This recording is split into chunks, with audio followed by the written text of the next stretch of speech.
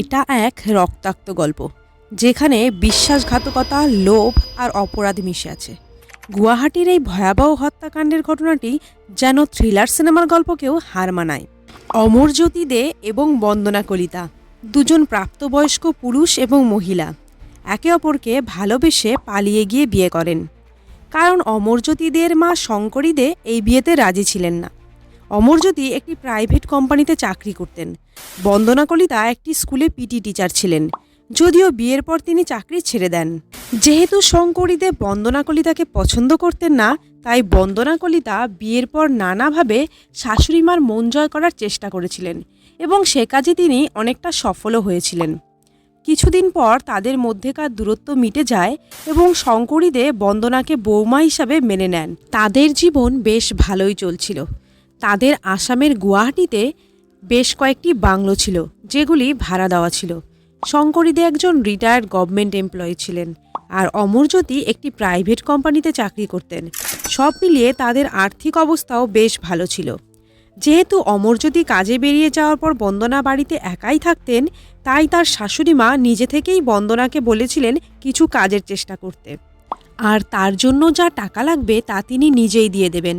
যেহেতু বন্দনা আগে একজন পিটি টিচার ছিলেন, তাই তার ফিজিক্যাল ফিটনেসের দিকেই বেশি ঝোঁক ছিল এবং তিনি একজন জিম ট্রেনার হওয়ার ইচ্ছা প্রকাশ করেন। তার শাশুড়ি তার এই ইচ্ছেটি পূরণ করে দেন, তাকে একটি জিম খুলে দেন, যেখানে বন্দনা নিজেই জিম ট্রেনার ছিলেন। সব কিছুই ঠিকঠাক চলছিল, কিন্তু হঠাৎই বন্দনার শাশুড়ি বন্দনাকে কোনো টাকা পয়সা দিতে অস্বীকার করে দেন। এতদিন তারা সবাই একসাথে গুয়াহাটির নুনমতি এলাকায় থাকছিলেন, কিন্তু শঙ্করী দে হঠাৎই এই ঘর ছেড়ে দেন এবং জু রোড তিনালিতে একটি বাড়িতে চলে যান, যেটা নুনমতি থেকে মাত্র 5 কিলোমিটার দূরে ছিল। এর পেছনে কী কারণ ছিল সেটা তখন কারোর জানা ছিল না, তবে সেই সময় বাকি সব নর্মাল ছিল। বন্দনার জিমও বেশ ভালোই চলছিল। এরপর একদিন হঠাৎ বন্দনা নুনমতি পুলিশ স্টেশনে গিয়ে একটি কমপ্লেন লেখান যে তা অনেক দিন ধরেই তার স্বামী ও শাশুড়ি দুজনেই নিখোঁজ। তারিখটি ছিল আগস্ট 29। বন্দনার কমপ্লেন লেখানোর পর পুলিশ প্রয়োজনীয় পদক্ষেপ নিয়েছিলেন, কিন্তু তারা কোনো ক্লু পাচ্ছিলেন না যা দিয়ে তারা এই নিখোঁজ ব্যক্তিদের খোঁজ বের করতে পারেন। কিছুদিন পর তিনি আবার পুলিশ স্টেশনে যান, কিন্তু পুলিশ কিছুতেই কোনো লিড পাচ্ছিলেন না। এইভাবেই 2 মাস কেটে যাওয়ার পরও পুলিশ কোনোভাবেই কেসটা নিয়ে এগোতে পারছিলেন না। তখন বন্দনা পুলিশ স্টেশনে গিয়ে জানান যে তিনি এই কেসটা সিআইডির হাতে দিতে চান, কিন্তু এরপরে আসে কেসে এক নতুন টুইস্ট। 21 নভেম্বর শঙ্করী দের এক নেফিউ, যার নাম ছিল নির্মল্ল দে, পুলিশ স্টেশনে গিয়ে বন্দনার এগেনস্টে কেস ফাইল করেন। তিনি পুলিশকে জানান যে শঙ্করী দে এবং অমরজ্যোতি দেকে বন্দনা নিজেই কোথাও বন্দি করে রেখেছে, আর তার সাথে তিনি এও বলেন যে শঙ্করী দের যে ব্যাংকের কার্ড ছিল সেটা দিয়ে কন্টিনিউয়াসলি টাকা উইথড্রল হচ্ছে। এটা শোনার পর পুলিশও আশ্চর্য হয়ে যান এই ভেবে যে মহিলা নিজেই মিসিং কমপ্লেন করলো, এতবার করে পুলিশ স্টেশনে চক্কর কাটছে, সে যদি নিজেই তাদেরকে বন্দি করে রাখবে তাহলে সে কেসটা নিয়ে এত সিরিয়াস কেন সে উঠে পড়ে লেগেছে কেসটা সলভ করার জন্য। যাই হোক, এই ঘটনার কিছুক্ষণ পরেই বন্দনা নিজেও পুলিশ স্টেশনে আসেন। তিনি একই কথা নির্মাল্যর বিরুদ্ধে বলেন এবং তার এগেনস্টে একটি কেস ফাইল করেন যে উনি বন্দনার স্বামী এবং শাশুড়িকে গায়েব করে দিয়েছেন। পুলিশ আবার দ্বন্দ্বের মধ্যে পড়ে যায়, কার কথা বিশ্বাস করবে। তখন পুলিশ সমস্ত লোকাল এটিএমের সিসিটিভি ফুটেজ চেক করে এবং সেখানে একটা এটিএমের সিসিটিভি ফুটেজে বন্দনাকে দেখতে পায়। সেখানে সে তার শাশুড়ির কার্ড দিয়ে এটিএম থেকে টাকা তুলছিলেন। যখন পুলিশ বন্দনাকে জিজ্ঞাসাবাদ করেন, তখন বন্দনা জানান যে তিনি ইচ্ছে করেই এটিএম থেকে টাকা তুলছিলেন, যাতে নির্মাল্য পুলিশের সামনে আসে এবং পুলিশ তাকে জিজ্ঞাসাবাদ করে, কারণ বন্দনার মনে হয় যে এই কাজটা নির্মাল্যই করেছে। এবার কেস আবার উল্টো দিকে ঘুরে যায়। পুলিশ যেখানে ভাবছিল যে তারা হয়তো অনেকটা এগিয়েছে, বন্দনাই আসল কালপ্রিট, তখন বন্দনা নিজের বয়ান দিয়ে পুলিশকে আবার কনফিউজ করে দেয়। কিন্তু তবুও পুলিশের কোথাও না কোথাও বন্দনার ওপরেই সন্দেহ হয়। তখন পুলিশ বন্দনার প্রতিবেশীদের জিজ্ঞাসাবাদ করতে শুরু করে। বন্দনার প্রতিবেশীদের সাথে বন্দনার কেমন সম্পর্ক ছিল, ঘরে সে কীরকম থাকতো, ইত্যাদি ইত্যাদি। এই জিজ্ঞাসাবাদ থেকেই পুলিশ জানতে পারে যে প্রতিবেশীরা কেউই জানতো না যে বন্দনার স্বামী এতদিন ধরে বাড়িতে নেই, কারণ বন্দনার ব্যবহার চলাফেরা কোনো কিছু দেখেই তাদের মনে হয়নি যে বন্দনা ঘরে কোনো পুরুষ মানুষ নেই, সে একাই থাকে। আর একটা ইনফরমেশন জানতে পারে পুলিশ যে বন্দনা নাকি কয়েক মাস আগে নিজের বাড়ির ছাদে কিছু জ্বালিয়েছিল। তার আগুন এতটাই উঁচু ছিল যে অনেকটা দূর থেকেও দেখা যাচ্ছিল। কিন্তু প্রতিবেশীদের মনে হয়েছিল যে সে হয়তো ময়লা আবর্জনা জ্বালাচ্ছে, কিন্তু সে ময়লা আবর্জনা ছাদে কেন জ্বালাচ্ছিল? এই প্রশ্নের উত্তর খোঁজার জন্য পুলিশ ছাদে যায়, কিন্তু দুর্ভাগ্যবশত সেখানে কোনো কিছুই পাওয়া যায়নি। বন্দনা যখন কেস ফাইল করেছিল সেটা ছিল আগস্ট 2022, কিন্তু ইনভেস্টিগেশন করতে করতে ফেব্রুয়ারি 2023 হয়ে গিয়েছিল। এই প্রতিবেশীদের জিজ্ঞাসাবাদ করার পরই পুলিশ বন্দনাকে রিমান্ডে নিয়ে নেন এবং তাকে আবার জিজ্ঞাসাবাদ করা শুরু করেন। একটি বিশেষ তদন্ত দল গঠন করা হয়। তখন বন্দনার বয়ানে অসঙ্গতি ধরা পড়ে। টানা 2 দিন ধরে চাপ দেওয়ার পর বন্দনা ভেঙে পড়েন। আর তারপরই সামনে আসে এক রোমাঞ্চকর সত্য, যা শুনলে আপনাদেরও গায়ে কাটা দেবে। আসলে বন্দনা অমরজ্যোতিকে কখনোই ভালোবেসে বিয়ে করেননি। তিনি বিয়ে করেছিলেন অমরজ্যোতির টাকার জন্য। আর বিয়ের পর থেকেই সে এই টাকা সম্পত্তি নিজের নামে করার চেষ্টাও করেছিল। শুধু তাই নয়, বিয়ের পর থেকেই বন্দনা নিজের স্বামীর থেকে সেক্সুয়ালি স্যাটিসফাইডও ছিলেন না। সেই কারণে সে জিম খুলেছিলেন, যাতে সে পুরুষ মানুষের কাছাকাছি থাকতে পারে।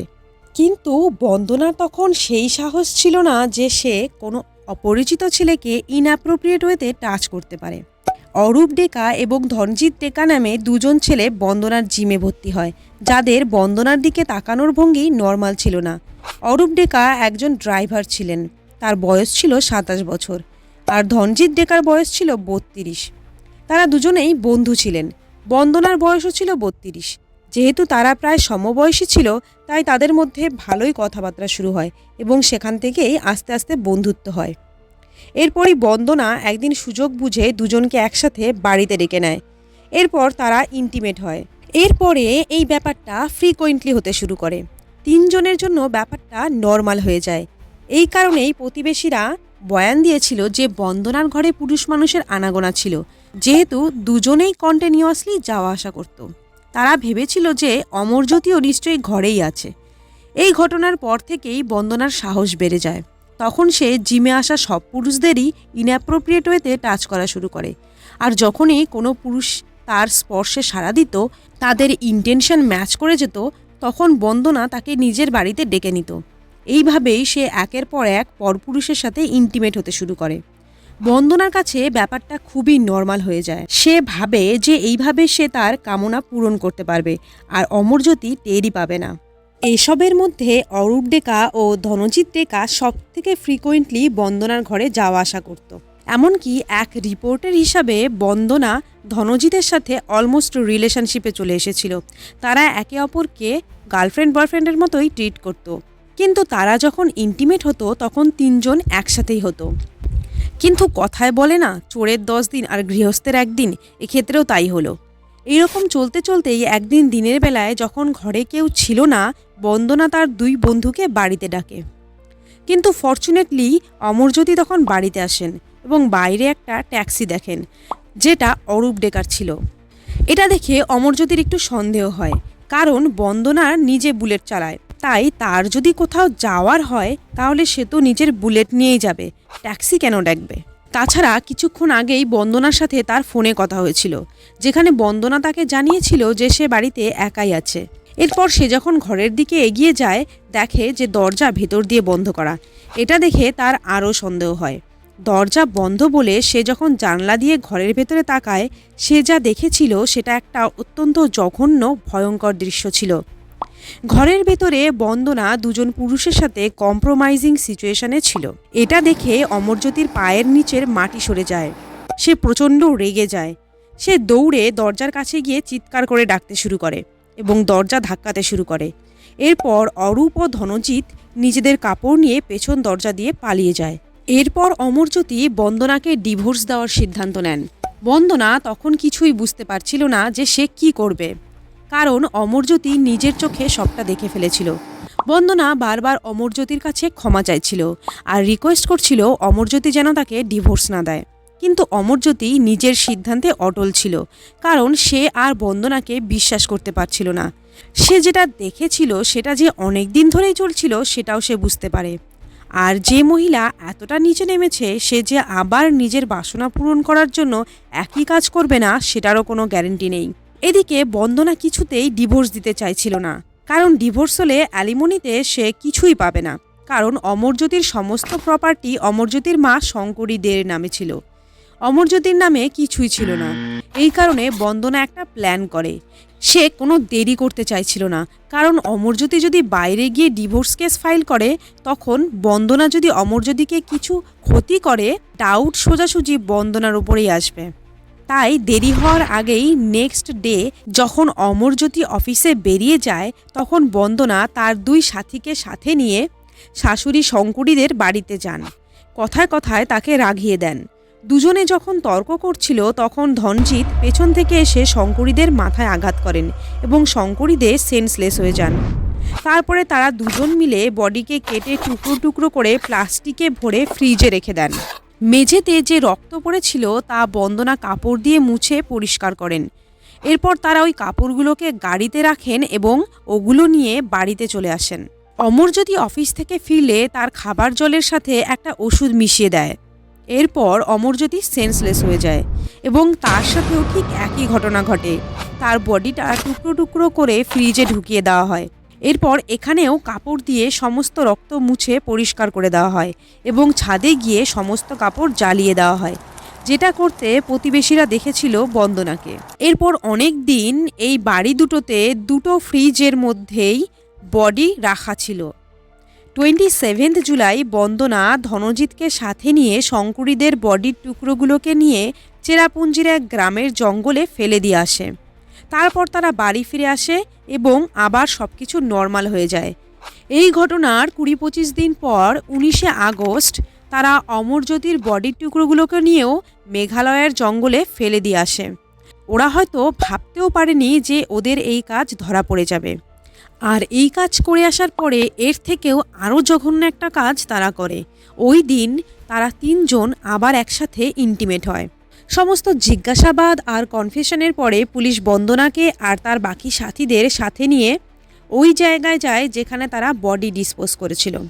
শাশুড়ির বডি যেখানে ডিসপোজ করেছিল সেখানে যাওয়ার পর পুলিশ শঙ্করীদের বডি পার্টস খুঁজে পান, কিন্তু ওনার মাথা কোথাও পাওয়া যায়নি। এদিকে অমরজ্যোতির বডির পার্টস যখন খুঁজতে যান তখন ওখানে পুলিশ কোনো বডি পার্টস খুঁজেই পাননি। এত কিছুর পরেও বন্দনার কোনো আফসোস ছিল না, কারণ যখন বন্দনাকে পুলিশের গাড়িতে তুলে নিয়ে যাওয়া হচ্ছিল সে হাসতে হাসতে গাড়িতে উঠেছিল, যেন সে কিছুই করেনি, বা সে যা করেছে তার জন্য তার কোনো আফসোস নেই, বা হয়তো সে জানতো সে কিছুদিন পরেই বাইরে বেরিয়ে আসবে। আর সত্যি তাই হয়েছিল। কিছুদিন পরেই 3 জনেই বেল পেয়ে যায় এবং বাইরে বেরিয়ে আসে। পরে যখন বন্দনার মা বাবাকে এই ব্যাপারে জিজ্ঞাসা করা হয় তারা বলেন যে যদি বন্দনা সত্যি এই জঘন্য কাজটা করে থাকে তাহলে তার শাস্তি পাওয়া উচিত। এমনকি তারা জানায় যে তারা এইসব কিছুই জানতো না। তারা জানতো না যে বন্দনার স্বামী ও শাশুড়ি নিখোঁজ। তারা যখন বন্দনাকে ফোনে তাদের সম্পর্কে জিজ্ঞাসা করতেন বন্দনা বলতো যে তারা সবাই ভালো আছে। এই ঘটনা শুধু গুয়াহাটিকেই নয় পুরো রাজ্যকে শিহরিত করেছে। ভালোবাসা আর বিশ্বাস যখন লোভে পরিণত হয় তখন তার পরিণতি কতটা নির্মম এবং ভয়াবহ হয় এটা তারই একটা উদাহরণ।